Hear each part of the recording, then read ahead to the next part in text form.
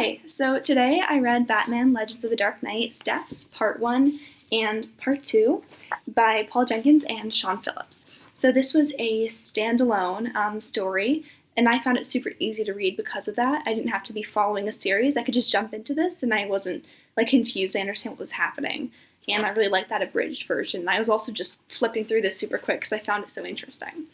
So this is part 1, and I was immediately drawn to this cover art because you've got this beautiful orange background, and also just the way that his body's positioned to me sort of resembled Renaissance depictions of gargoyles or other dark creatures like that. I just found the very odd positioning of his body to be sort of reminiscent of that, which I thought was kind of interesting.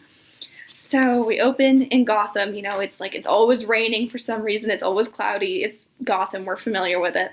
And we're introduced to the main plot, which is that there's a serial killer who is targeting specifically sex workers. And they're being murdered very brutally on the streets. And we are also introduced to Jason, an autistic boy who witnesses the most recent of these murders. But the main issue is he can't communicate what he has seen. So far nobody knows he's a witness. So the police are investigating, and we also get a look into how corrupt Gotham's police precinct is, because they don't really care about these women as much. The mayor is up for re-election, and it looks better for him if the streets are quote-unquote cleaned up. And so you understand that there's a lot of people who don't care about these women, except for one of the cops who actually calls Batman in to help out. And you have this conversation between the two of them on this page, where they're discussing the issue of the mayor and how nobody cares, but they genuinely do. And this is when we get a really interesting look into Batman as a human aspect of his character. Why is he a hero? Why is he going out in the streets of Gotham and doing what he does? And it's because he actually cares about the people. And we see this most clearly when he actually talks to a bunch of prostitutes who knew the woman who was murdered, and he knows them by name. And he's asking them for information, what they've seen, because he genuinely does care. I think this also comes out in his conversation with Alfred, where he's telling him, hey, I made you tea and you should drink it. And Alfred, of course, is a really humorous, funny character. He's always making these little quips at Batman, but the best part of his character, I think, besides the obvious comedic relief he provides, is that no one else would ever speak to Batman or Bruce Wayne the way that he does. He is unflinchingly honest. He'll tell him exactly what he thinks, and he humbles him a little bit. And to me, that also represents yet another aspect of his humanity behind the bat-shaped mask. And so this ends in a cliffhanger. Oh, sorry, before we get to the end.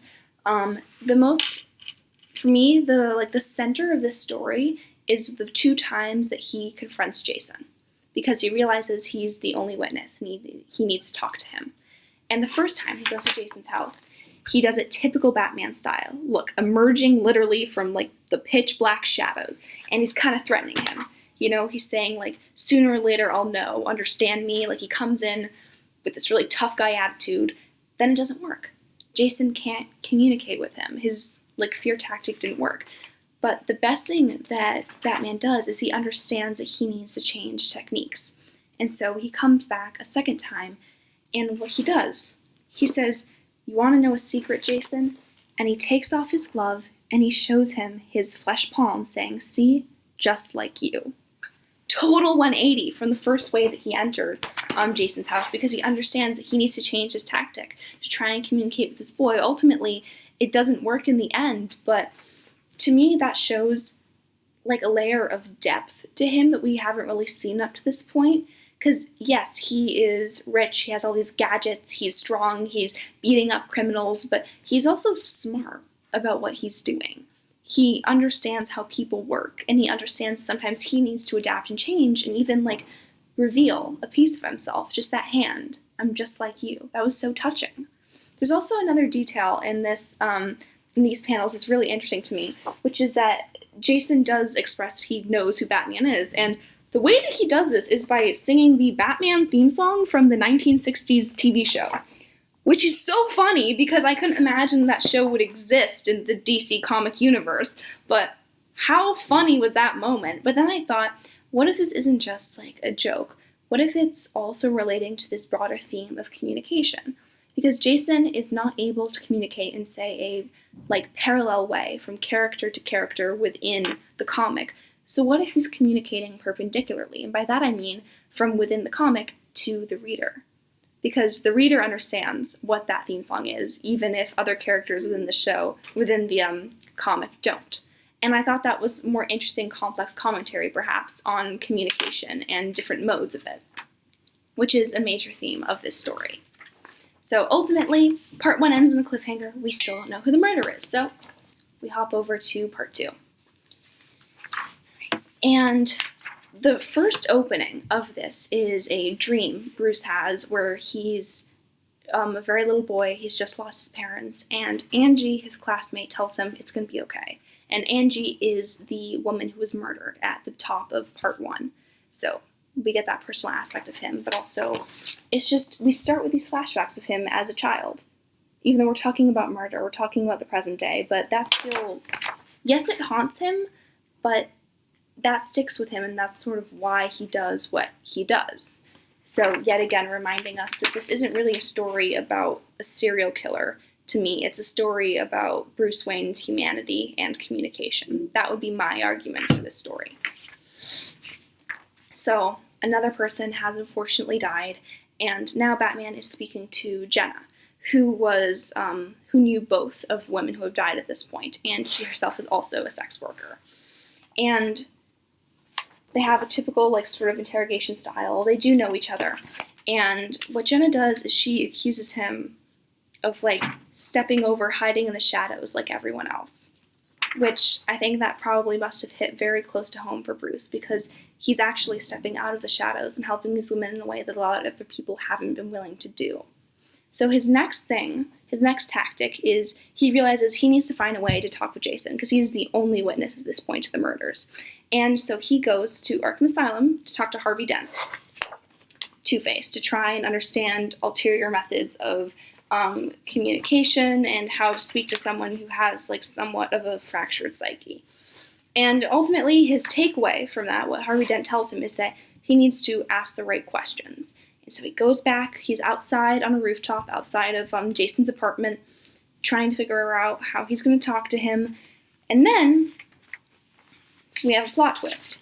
Turns out the killer is Jenna. Wow. I actually did not see that one coming. I always love a good plot twist that actually works. And she is just very mentally unwell. And she has a crossbow, and she's, like, primed to kill Jason as the only witness. And Batman, of course, stops her by having a conversation. There's actually no physical altercation between the two of them, which I think is really important. And he's asking her to explain. He's asking questions. He took Harvey Dent's advice, and she basically confesses, like, this huge traumatic incident of her childhood and how she fell into sex work and how, like the fractured state of her psyche and what she's going through. And you do truly feel for her as a reader, and you can tell that Batman does too. And so there's this so he manages to talk her down, throws away the crossbow. And the way that this ends, just the final panel, is so incredibly important. It's just one big panel of them embracing outside of Jason's window. And I find this so interesting because the internal monologue that Batman has overlaid over this is talking about communication and getting better and moving on from things in your past. And I'm just going to read the last part because I don't think I can put it any better. Sometimes you think if only you can find a way to do the right thing, maybe that'll make everything all better. But it never really works quite that way, does it? More often than not, it just keeps on raining. So you have this incredibly sad and kind of pessimistic outlook on the world that he is sort of summarizing and ending the story with, but that's juxtaposed with this image, which to me only radiates hopefulness. You have, like, a murderer and superhero embracing. No punches were thrown. No blood was spilled. She basically opened up her heart to him and confessed, and he's accepted her. You know, he doesn't like slap the handcuffs on her. And I found that really moving, and that kind of juxtaposition between what he's saying and what he's doing is yet another complex aspect of his character.